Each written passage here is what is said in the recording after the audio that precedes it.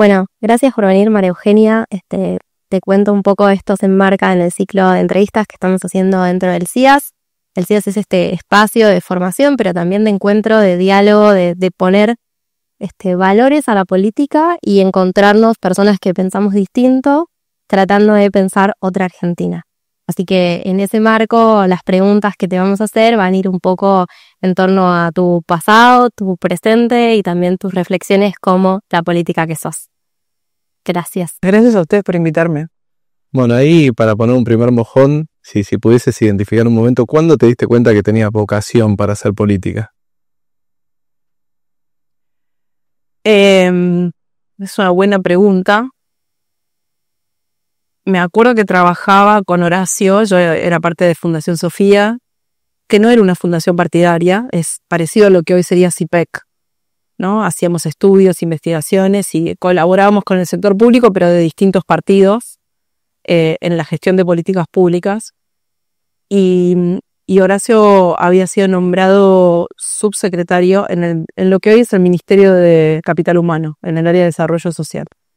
Y yo fui como parte de su equipo, no tenía ningún cargo, y me acuerdo que una de mis tareas era como revisar todos los expedientes que llegaban para la firma y eran grandes y bueno, era muy joven, yo era muy chica. Ahí aprendí a leer expedientes, a analizar licitaciones, pero al final del día eran casos concretos, era alguien que esperaba una prótesis, era alguien que estaba esperando una operación o que necesitaba ayuda para mejorar una escuela, ¿no? Era un ministerio muy amplio. Y la verdad es que ahí empecé como a sentir que había más cosas para hacer, que se podían llevar adelante algunas políticas públicas sociales. Pero claro, yo era parte de un equipo técnico, incluso el propio Horacio lo era. Y entonces siempre aparecía como la respuesta de, bueno, si hay decisión política. Al final del día, la decisión política era ser votado, ¿no? Y ahí me di cuenta que había un techo en lo que uno podía hacer por lo público, que es que si no tenés votos hay un límite a tus decisiones. Entonces ahí es como empezó a madurar mi necesidad de tener votos, de involucrarme en política para poder tomar decisiones más amplias que la mera asistencia técnica en una política pública. Es un buen punto y además ese proceso pasó en los 90 y los 90 también fueron un momento de bastardeo a la política. Entonces, me imagino que meterse en un partido político no fue tan fácil y ahí la pregunta es, cuando tomaste esa decisión, ¿por qué el PRO? Bueno, el PRO llegó un poquito después, o sea, yo diría que mi decisión fue, me estaba pasando ese proceso y vino el 2001. Esto que yo cuento fue en el año 98, 99. Y cuando empezó a sucederme este proceso vino la crisis, ¿no? Donde toda la política explotó y como sucede ahora en este momento, en el que se vayan todos, habíamos muchos que queríamos entrar, ¿no? Y dice, bueno, se van todos, bueno, vemos, involucrémonos, pero a mí me costaba encontrar un espacio de participación que me motivara y que me convocara. Y ahí apareció Mauricio. Apareció su fundación, que en ese momento se llamaba Creer y Crecer, de equipos técnicos, y entonces me sumé a la fundación primero, al área social, y después me fui involucrando cada vez más en política, porque bueno, quería que fuera jefe de gobierno. La primera elección la perdimos, así que también fue un gran aprendizaje, porque eso fue 2003, y recién ganamos la primera elección en el 2007, así que en ese proceso de 2002 a 2007, esos 5 años, fue como me sirvió para empezar a militar en política, involucrarme, dar ese paso extra. Pero ahí quiero tomar un punto.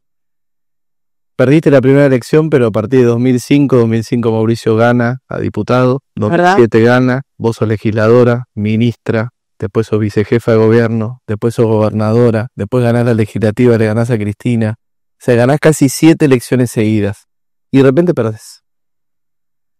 ¿Qué te enseñó esa derrota? Porque a todos, como dice el libro de Marcos, es como una carrera que vos hiciste el cursus honorum y fue todo para arriba. Y de repente, para abajo. ¿Qué te dejó ese día de 2019 el perder y qué enseñanzas ves hoy en retrospectiva?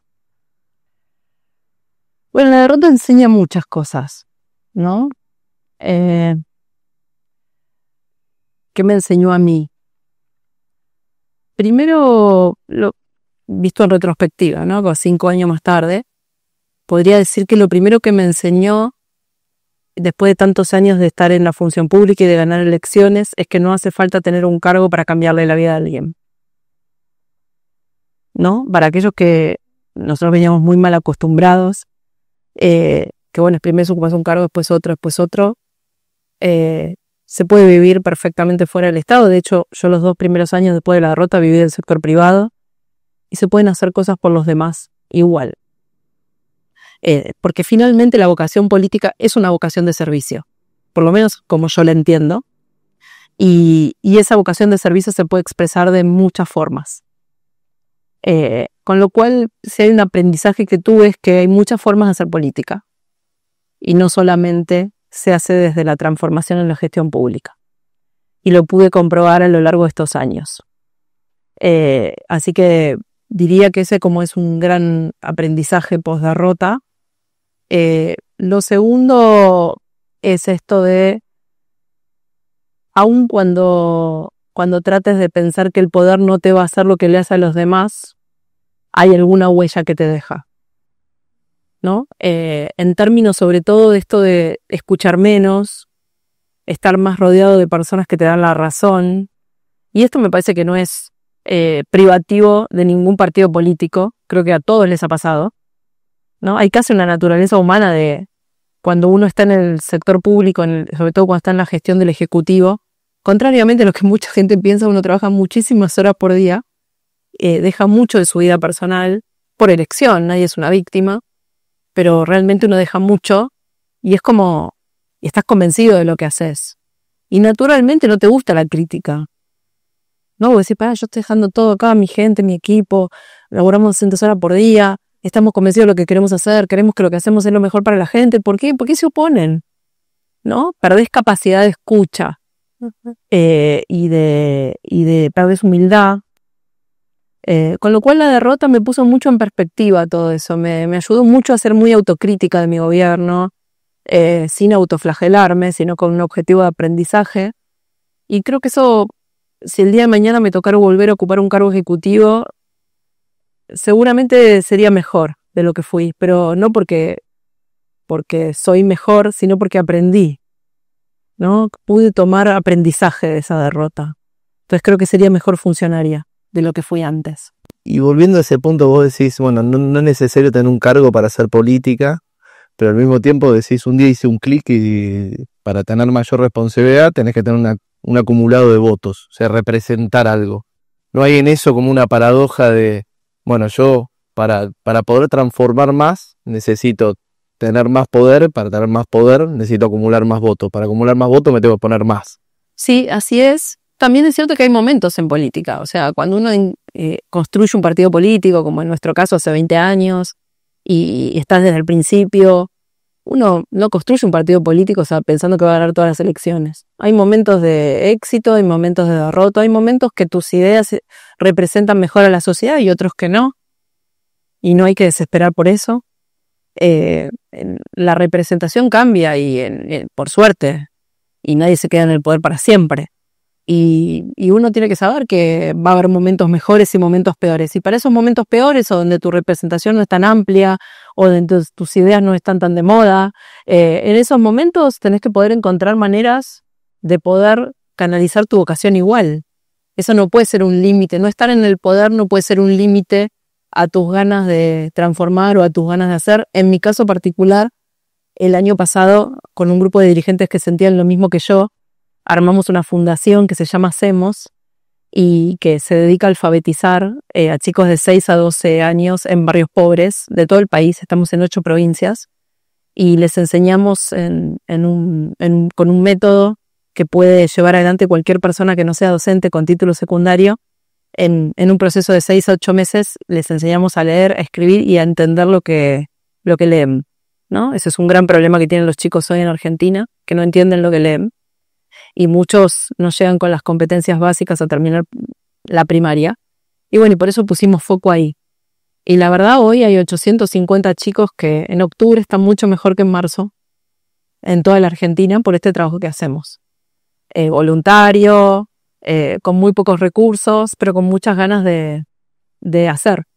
Así que nada, estamos muy contentos con eso. Y esa es mi manera hoy, además de lo que hago en el Congreso y además de lo que hago en la Fundación Pensar, pero esa es mi manera hoy de ver como un chico que llega y no sabe leer y escribir, de repente llega el Día de la Bandera y puede leer un poema de corrido.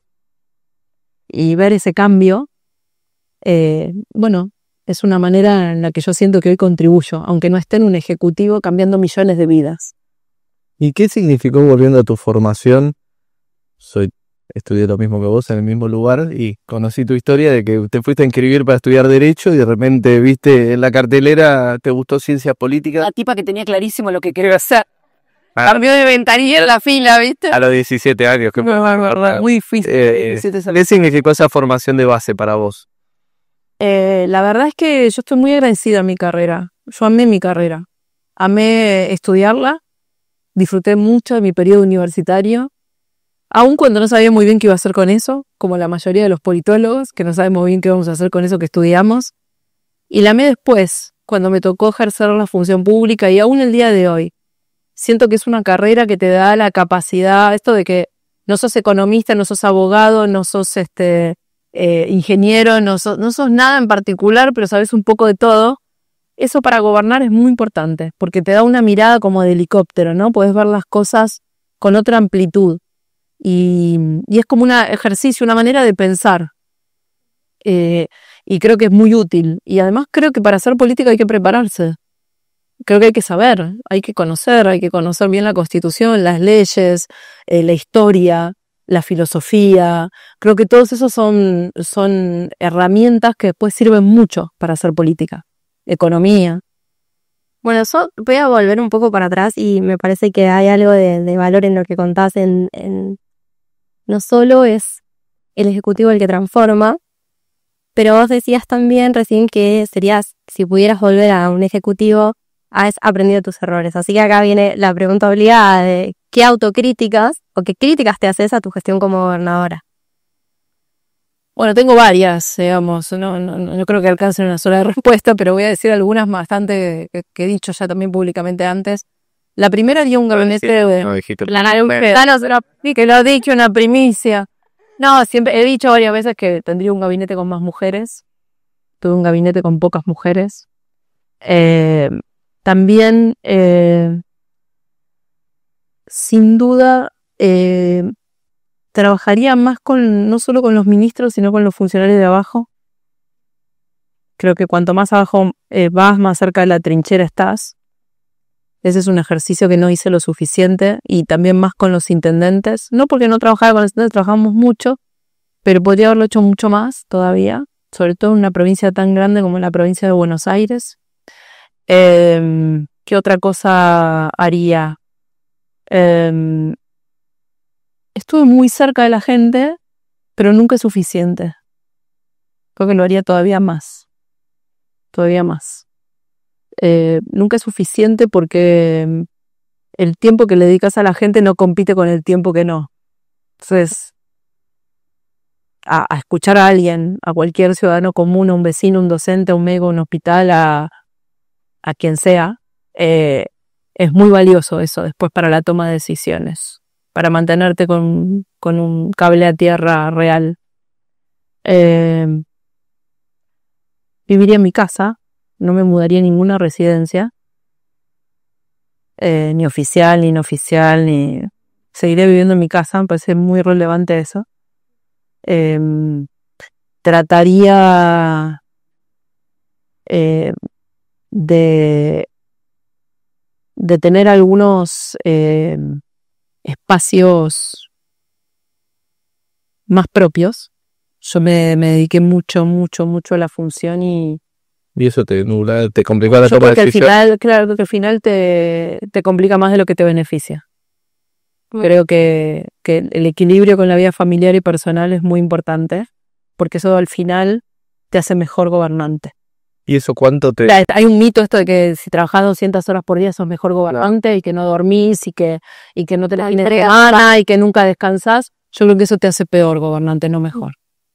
Creo que al final eso se paga, no solo se paga físicamente con el cuerpo, sino también lo paga tu gobernado porque nunca puedes parar. ¿no? Y nunca parar te quita perspectiva, te quita equilibrio, te quita templanza. Creo que este equilibrio emocional, familiar, personal, es muy relevante. ¿Y eso cuánto te complicó? No por no me quiero meter en la situación personal, pero que vos te hayas separado, porque yo lo recuerdo, yo tengo 3 días a las chicas y los otros 2 días me voy una noche a una guardia de un hospital. Así era, así de mal estaba. Pero digamos, si vos hoy tener la familia, el centro familiar por ahí más establecido y más firme y poder tener tu espacio personal. Hoy sin duda también sería mejor por eso. Es muy importante, y yo se lo digo a todos los políticos, tal vez porque lo sufrí siendo gobernadora, es muy importante la noche tener un lugar a donde volver. Muy importante. De hecho, yo creo que Juliana no ha sido suficientemente reconocida por haberle dado eso a Mauricio. Se lo daba bien en su vida, pero sobre todo habérselo dado cuando era presidente. O sea, hay un momento del día en que es lindo volver a casa y que alguien te esté esperando. Esperando en sentido figurado, pues el otro trabaja y tiene sus cosas, pero que sepas que hay un lugar a donde vas a volver y donde volvés y no sos la gobernadora. Yo lo tuve con mis hijos, para ellos nunca fui la gobernadora, de hecho ellos siempre fueron y son mis mayores críticos, y eso está muy bueno, pero más allá de los hijos, es bueno tener a alguien que te espera, y hoy yo tengo a alguien que me espera todas las noches, y que comparte mi vida, y que no hace política. ¿Y eso más sano? Vos compartiste con alguien que hacía política y con alguien que no hace, y a veces como que uno, cuando estás con alguien que hace política, nunca frena. Bueno, creo que es más difícil, ¿no? Es más difícil hablar de otras cosas con alguien que, sobre todo cuando el papá de mis hijos y yo tuvimos una carrera política también como los dos muy fuerte, y los dos crecimos mucho y estábamos en el mismo partido, y sin duda la política ocupa un espacio, por más que hacíamos un esfuerzo grande para que no sucediera, por lo menos con nuestros hijos no hablábamos de política, pero si me das a elegir ahora que tuve en ambas situaciones, elijo a alguien que no haga política. Igual uno no elige de quién se enamora, ¿no? Tal vez me hubiera enamorado de alguien que sea política. Digamos, me enamoré de alguien que no, y creo que es mejor, pero bueno, si me hubiera enamorado de alguien que sea política, me enamoré de alguien que sea política, no, eso no hubiera sido un obstáculo para volver a casar. En casa hacemos política y a la noche a veces cuando se miran videos de animalitos. Pero Animal Planet, otra cosa que es como, bueno, basta. Me encanta. Es un sano. Es que creo que, y ahí va esa otra pregunta, allá hay algo de lo sano, de cómo hemos crecido, creo que todos los que tenemos un interés por la política, con esto de la entrega que no tiene límite, y trabajar en ese límite de, como vos decías recién, ¿no? Del espacio personal, del cuidado, de tomarse ese tiempo que es hacer una actividad física, compartir con la familia, pero que te centra. ¿Cuáles crees que son los valores, en un sentido muy amplio de la pregunta, que tienen que tener quien hace política? Y también, ¿qué tipo de valores tienen que tener los que incluso no comparten el mismo espacio político, ¿no? Para que haya un diálogo, para que haya una posible transformación. A ver, ves lo que para mí son importantes, ¿no? Cada uno tiene distintas prioridades. Hoy te diría que me parece muy relevante la honestidad, pero no la honestidad solo en el sentido de no robar. La honestidad en un sentido más amplio. Hoy parte del debate se traba entre distintos sectores políticos por la ausencia de honestidad intelectual. Hay una no aceptar, como cada uno construye su verdad. Y hay una no aceptación de la verdad objetiva. Incluso todo es discutible. Incluso los hechos, los números, todo puede tener, como en esta época de la posverdad, todo puede tener una interpretación y un relato. Y yo creo que hay cosas que no tienen relato. Y podemos discutir o debatir cuáles son los caminos para solucionar un problema, pero no podemos pelear con los hechos y con la verdad objetiva. Y hoy creo que ese es un gran obstáculo para el acuerdo político, la falta de honestidad intelectual, esto de que lo que no me conviene para la discusión no lo tomo, finjo demencia, doy cuenta que no existe. O si quiero fundamentar una posición en la que no tengo argumentos sólidos, busco cuando el otro también se equivocó. Como hay poca honestidad, ya no estoy tratando de hacer memoria, pero las veces que recuerdo que en un debate político el otro día, en esto tenés razón, ¿no? Hay como, eso se perdió, y eso hay un tema en el fondo es un tema de honestidad muy profundo, ¿no? De reconocer lo que es cierto, lo que es verdadero, y entender que existe una verdad, más allá de las subjetividades y lo que es discutible. Eso creo que es un valor relevante. Lo segundo que me parece importante hoy es no me gusta la palabra porque está tan trillada que no me siento muy incómoda con aparte me parece una palabra como de desvirtuada y al mismo tiempo usada como mal usada por la política, ¿no? Pero la empatía, que tal vez por mi formación podía decir la compasión, no como la pena o la lástima por otro, María Terevi, sino la acción con otro, sí. La pasión con otro, ¿no? Esta cosa de que te importe, de ponerte en el lugar del otro y tratar de encontrar un camino que lo haga sentir parte. Uh-huh. Después creo que también es importante estoy hablando en voz alta, no es que lo tenga tan pensado, el valor del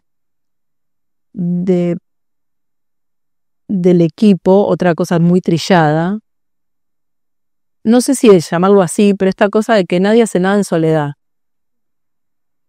que además te sirve bastante para domesticar el ego.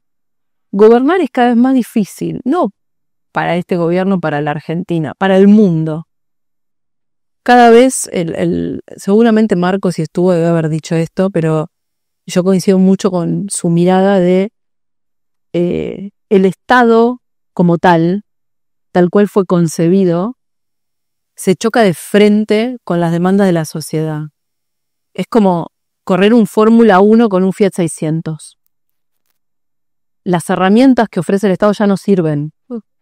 Y no es una cuestión ideológica ni de que yo quiera destruir el Estado, no estoy dando ese debate político. Digo que este Estado, tal cual como fue pensado, no le da respuestas a la gente. ¿Por qué? Porque la tecnología le pasó por encima. Y porque esta sociedad es una sociedad muy distinta al estado de bienestar de los 70, de los 60. Ya es otro estado, es otra sociedad, y es como que este instrumental no le está sirviendo. Entonces cada vez se hace más difícil dar respuestas a las demandas. Cada vez el Estado está más lejos y más incapaz de responder a la gente más allá de las ideologías o de los partidos políticos. Eso, para mí que entró en crisis, requiere y hace cada vez más relevante que no es un líder el que va a cambiar o transformar un país, sino un conjunto de líderes, incluso que exceden la política. Conjunto de líderes empresarios, sindicales, políticos, casi hasta generacional. Mi generación viene fracasando bastante en eso. Yo tengo siempre la esperanza que la de ustedes lo pueda hacer, ¿no? Pero hay que dejar de concebirse a uno mismo como cada uno de los políticos como un liderazgo individual que va a arrastrar a los demás. Creo que ese modelo está agotado, porque ese Estado está agotado, ¿no? Creo que cada vez la complejidad es mayor y eso requiere mucha más interacción con otros. Un poder mucho más compartido, decisiones mucho más meditadas con otros, otro esquema de funcionamiento.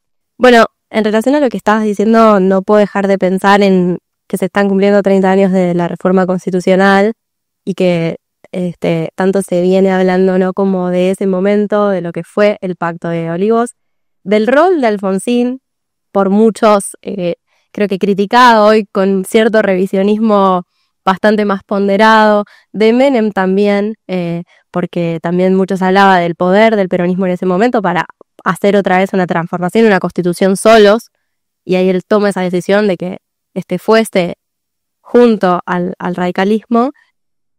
Ambos tuvieron que ceder, ambos tuvieron que incluso ponerse de acuerdo a pesar de que no todos sus partidos los apoyaban. ¿Qué opinión te merece eso hoy? ¿Hay algo que la dirigencia, en esto que vos también recién decías, ¿no? De la falta de honestidad, pero también de que nadie se salva solo y nadie construye solo. ¿Hace falta? ¿Cómo lo ves? ¿Qué pensás de ese momento político argentino? Yo ahí tengo una mirada menos crítica sobre la dirigencia y más la sociedad. Siempre he tenido algunas discusiones con amigos que no se dedican a la política y es como, ¿vos te crees que los políticos vienen de Marte? No, nacen de esta sociedad y al final del día responden a incentivos. Y los incentivos de los políticos son los votos. Uh-huh. Y la sociedad hoy no quiere acuerdo. Okay. Y creo que eso nace del miedo.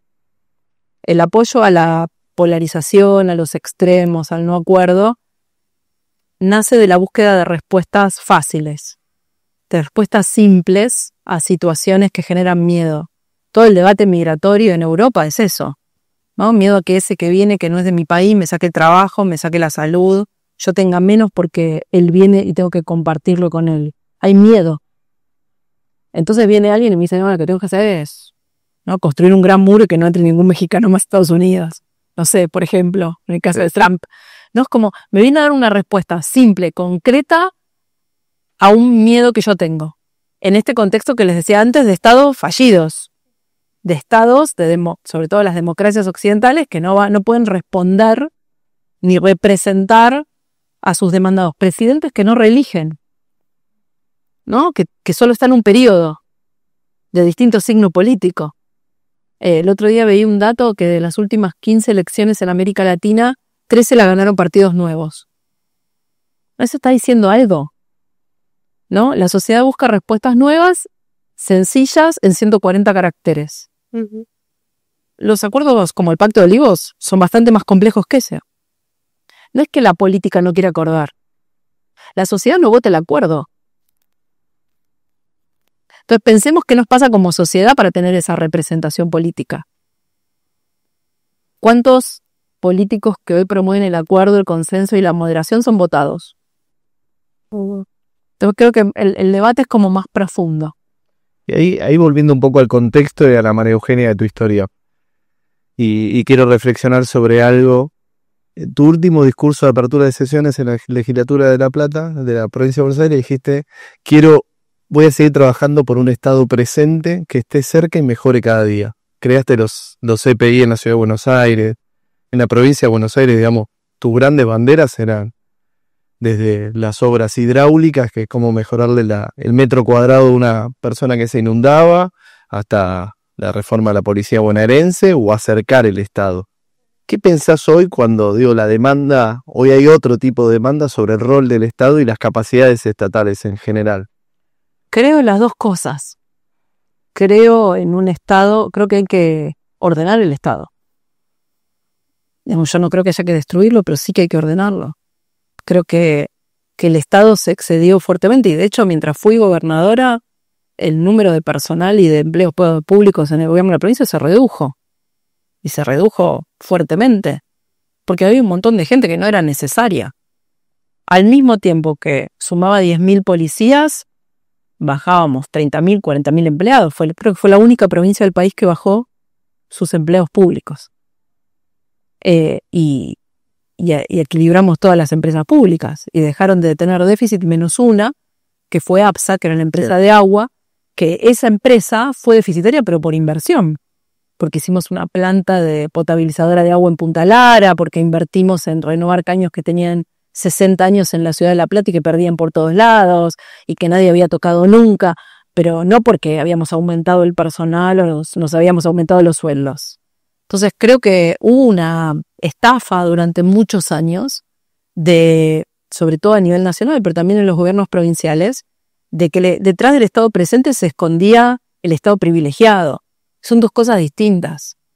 Yo creo en un Estado presente, pero no creo en un Estado privilegiado, que sirve para nombrar militantes, que sirve para crear cargos públicos que no tienen sentido. Yo me fui de la provincia dejando 700 cargos, Kicillof hoy tiene más de 1.800 cargos políticos, que no puedes justificar, con tarjetas con nombres de 3 líneas, que no sabes lo que hacen. Y eso genera el enojo de la gente, y es un enojo legítimo. Porque después de 40 años de democracia, vos hablabas de 30 años de la Constitución, del 83 para acá, sin duda, la democracia nos trajo libertad, pero no nos trajo progreso. Hoy tenemos más pobres que en el 83, hoy tenemos peores niveles educativos que en el 83 en calidad educativa, hoy tenemos un país mucho más desigual que el del 83. Y hay un reclamo legítimo de la gente a los gobiernos sobre ese fracaso. Entonces creo que no hay un dilema. Creo que tiene que haber un Estado con buena policía, con buena seguridad, con hospitales públicos que funcionen, con centros de primera infancia para chicos entre el embarazo y los 5 años. Creo todo eso, con chicos que vayan a la escuela y aprendan a leer y escribir.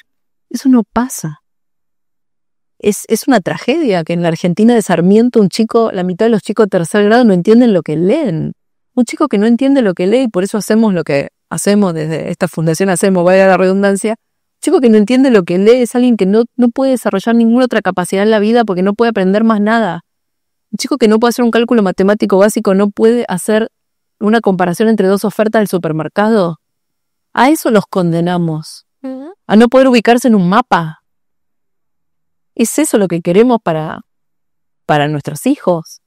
Entonces me parece que es un falso debate, ¿no? Entre aquellos que detrás del Estado presente esconden un montón de excesos, curros, emisión monetaria que se traduce en inflación para los más pobres, o desde la destrucción del Estado, la necesidad de que no haya nada, ¿no? Me parece que, de vuelta, en la honestidad intelectual, digamos Estado presente a lo que es Estado presente. No inventemos cosas de Estado presente que no son, y si queremos destruir el Estado, digamos queremos destruir todo, pero no digamos es un tema de los privilegios. O sea, seamos honestos. ¿Qué Estado queremos de verdad? ¿Que haga qué? ¿Qué Estado querés? ¿Qué Estado querés? ¿Y cómo pensás ese futuro en la Argentina? Primero quiero un Estado profesional. Quiero un Estado con gente que sepa lo que hace. Quiero un Estado austero. Ejemplar. Quiero un Estado lo suficientemente grande como para poder achicar la desigualdad y la pobreza y lo suficientemente chico como para no caer en ineficiencias y en gastos improductivos. Quiero un Estado transparente, que informe de todo lo que hace, donde todo esté en una página web. Equilibrado, donde los 3 poderes funcionen como tienen que funcionar y un poder no pueda extorsionar políticamente al otro de ninguna forma. Y quiero un Estado abierto al mundo, integrado, que a los que quieren exportar, generar trabajo, invertir y crecer, les haga fácil la vida. Y para llegar a ese estado, más ahora que sos diputada, ¿por dónde empezar? ¿Cuáles son de todas esas los pilares? Digo, ahí estás planteando la transformación total. En Argentina no hacen falta muchas leyes, te voy a decir. Hace falta menos, de hecho, creo yo. Y que las que están se cumplan. Con esas 2 cosas ya mejoraríamos un montón. De verdad. Creo que vamos a tener que discutir algunas reformas estructurales que todavía están pendientes. Creo que hay una discusión pendiente sobre el sistema previsional. Creo que tenemos una discusión pendiente sobre la educación superior y no paritaria, como pasó este año, sino una discusión estructural. Tenemos más estudiantes universitarios que Brasil y Chile, pero menos graduados. Y tenemos que discutir qué universidad pública queremos y cómo la podemos mejorar. Creo que tenemos una discusión tributaria pendiente. Tenemos un sistema muy regresivo que sobre todo penaliza la producción y el trabajo. Hoy cualquier pyme y cualquier emprendedor del país te van a decir que para pagar, por cada sueldo que pagan otro en impuestos y que eso es inviable tener gente en blanco. La reforma laboral que introdujo el DNU avanzó un poco y la ley de bases, pero todavía falta muchísimo. Entonces hay todavía una discusión tributaria que resolver en Argentina. No podemos naturalizar las retenciones por el fin de los siglos. No hay ningún otro país exportador de commodities como nosotros que tengan retenciones. Y eso es un pie en la cabeza al campo. Y por último, porque vos, estás describiendo casi como muchos matices. ¿Ves espacio para matices y ves algún momento político en los próximos meses, años de cuándo vamos a pasar de la motosierra al bisturí? Si ves eso que es posible. Yo creo que todavía hay para motosierra, porque la verdad es que el Estado argentino sigue teniendo muchas cosas improductivas, muchas, innecesarias, y que se vuelven obscenas frente a un 52% de pobreza, y absolutamente discutibles. Creo que damos discusiones que otros países de la región no dan. Creo que todos tenemos que tener conciencia del lugar a donde nos llevó posiciones equivocadas. Hoy, aunque la Argentina recupere la moneda y el programa macroeconómico del gobierno tenga éxito, vamos a estar igual que Paraguay hace 20 años.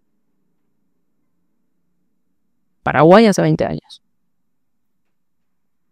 Entonces, mientras no tomemos conciencia de nuestro punto de partida y de todo lo que hace falta para mejorar, es difícil que lo hagamos. Mientras sigamos dando discusiones ridículas como las que damos, que nos llevan un montón de energía y tiempo, es probable que tardemos mucho más en salir adelante, ¿no? Creo que muchas veces queremos resolver la cuadratura del círculo, ¿no? Es como damos discusiones que...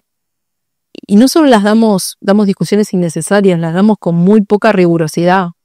Esos, ¿no? Esto de los 140 caracteres, como te tiro el título, no importa si es cierto o no, si funciona o no, si sirve o no sirve, importa con qué título me quedé.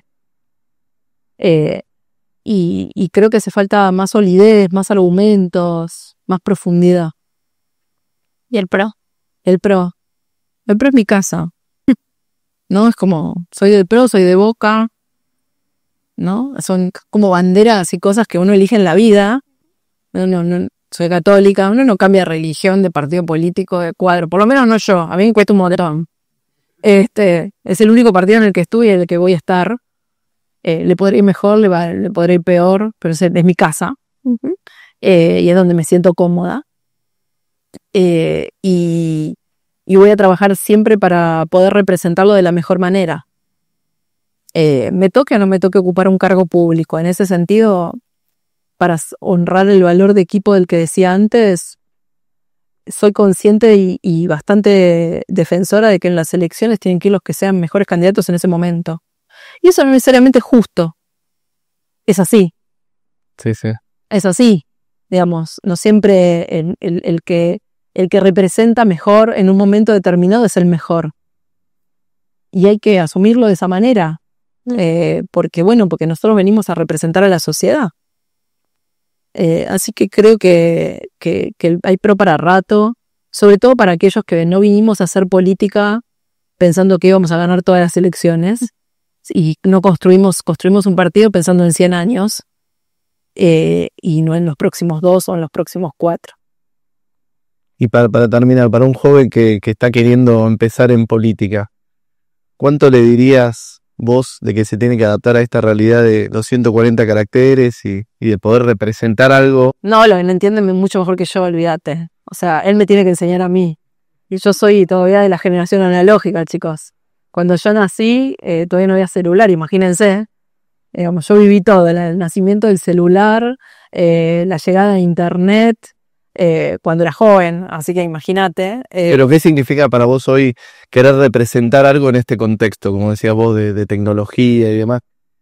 ¿Cuánto del fenómeno de cuando estudiabas ciencias políticas igual conserva ciertos rasgos originales a pesar de la cambio de la demanda? No cambió, qué sé yo, hoy volvés a leer a Aristóteles y siempre es un placer, ¿no? O a Maquiavelo, o a Weber, o sea... Como el poder sigue siendo el poder. Ahí. Sí, hay cosas que no cambian nunca, las estructurales, los valores, la filosofía, pero después cambia todo. Las formas cambian, el fondo no, pero las formas cambian enormemente y hay que tener mucha plasticidad y flexibilidad para poder adaptarse. Y eso supone no que nosotros tengamos que enseñarle nada a los jóvenes, sino más bien que estemos en predisposición de aprendizaje. Yo trato de hacerlo mucho con mis hijas. Mi hija mayor va a cumplir el lunes que viene 25 años. La del medio va a cumplir 22. El más chico acaba de cumplir 17. Y yo siempre les pregunto, Les digo, cuando yo digo esto, ¿cuán lejos no estoy del tarro? ¿Estoy bien? ¿No? ¿Y qué te parece tal cosa? Y hemos tenido discusiones súper interesantes en mi casa, como donde me sorprenden y aprendo un montón de ellos. Claramente tienen una percepción mucho más cercana al mundo de la que tengo yo hoy. Yo tengo la experiencia, ¿no? Pero ellos tienen una sensibilidad y una cercanía con el mundo que a mí me falta, que a mi generación le falta. Así que yo hoy estoy como mucho más para ese joven que se quiere meter en política, estoy más para escucharlo yo a él que él me escuche a mí, chicos. Muchas gracias. Gracias, un placer. No, por favor.